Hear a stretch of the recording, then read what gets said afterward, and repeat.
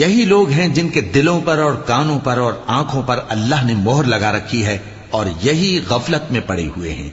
کچھ شک نہیں کہ آخرت میں یہی لوگ خسارہ پانے والے ہوں گے۔ پھر جن لوگوں نے ایذائیں اٹھانے کے بعد ترک وطن کیا، پھر جہاد کیا اور ثابت قدم رہے، تمہارا پروردگار ان کو بے شک ان آزمائشوں کے بعد بخشنے والا ہے، رحمت کرنے والا ہے۔ جس دن ہر شخص اپنی طرف سے جھگڑا کرنے آئے گا اور ہر شخص کو اس کے اعمال کا پورا پورا بدلہ دیا جائے گا اور کسی کا نقصان نہیں کیا جائے گا۔ اور اللہ ایک بستی کی مثال بیان فرماتا ہے جو کہ ہر طرح امن چین سے تھی، ہر طرف سے اس کا رزق با فراغت چلا آتا تھا، مگر ان لوگوں نے اللہ کی نعمتوں کی ناشکری کی تو اللہ نے ان کے اعمال کے سبب ان کو بھوک اور خوف کا لباس پہنا کر ناشکری کا مزہ چکھا دیا۔ اور ان کے پاس انہی میں سے ایک پیغمبر آیا تو انہوں نے اس کو جھٹلایا، سو ان کو عذاب نے آ پکڑا اور وہ ظالم تھے۔ پس اللہ